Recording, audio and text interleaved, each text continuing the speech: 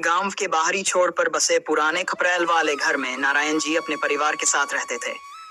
ये घर नारायण जी के पुरखों ने बनाया था, जो उनकी मेहनत और संस्कारों का प्रतीक था।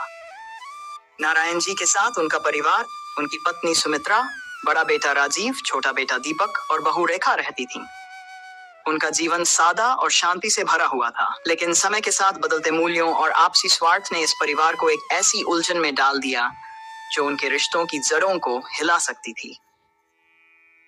संघर्ष की शुरुआत। नारायण जी का मानना था कि परिवार की मजबूती उसकी एकता में है, लेकिन राजीव और दीपक अब बड़े हो चुके थे।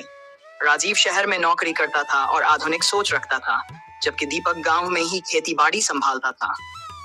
राजीव की पत्नी रेखा, जो गांव के माहौल में खुद को असहज महसूस करती थी, अक्सर शिकायत करती रहती। एक दिन रेखा ने राजीव से कहा, यहाँ रहकर हमारा भविष्य खराब हो जाएगा, हमें शहर में अलग घर लेकर रहना चाहिए। राजीव ने पहले तो टालने की कोशिश की, लेकिन धीरे धीरे उसकी सोच भी रेखा के पक्ष में झुकने लगी। बुजुर्गों का दर्द। नारायण जी को यह बदलाव महसूस हुआ।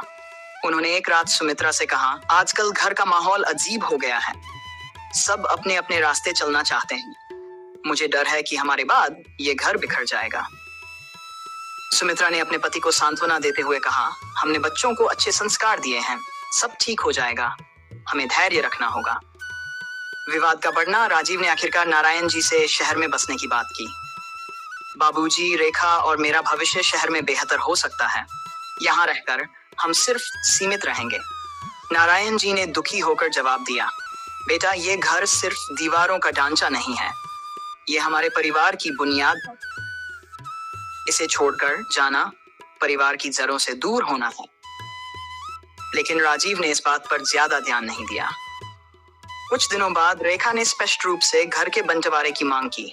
उसने कहा, अगर हमें यहाँ रहना ही है तो सब कुछ साफ होना चाहिए, कौन क्या लेगा यह तय हो जाए। यह सुनकर दीपक भड़क गया।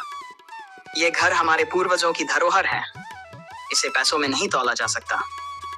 नारायण जी के लिए यह स्थिति असहनीय हो गई।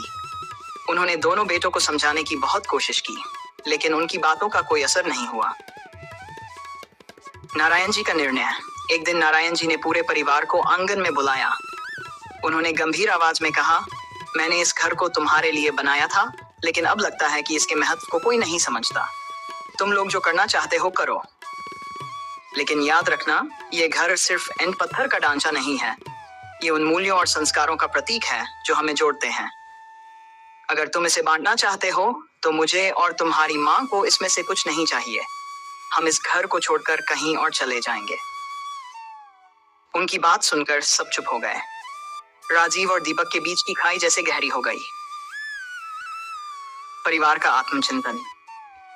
उस रात रेखा ने राजीव से कहा, क्या सच में हमने कुछ गलत किया? बाबूजी की बातों ने मुझे सोचने पर मजबूर कर दिया है। राजीव भी उदास था। उसने महसूस किया कि घर को बांटने की बात करके वह अपने माता पिता को कितना आहत कर चुका है। उधर दीपक भी सोच रहा था कि अगर परिवार टूट गया तो उसकी माँ और बाबूजी कैसे रहेंगे। समझौते की ओर कदम। अगले दिन राजीव और रेखा ने नारायण जी से माफी मांगी।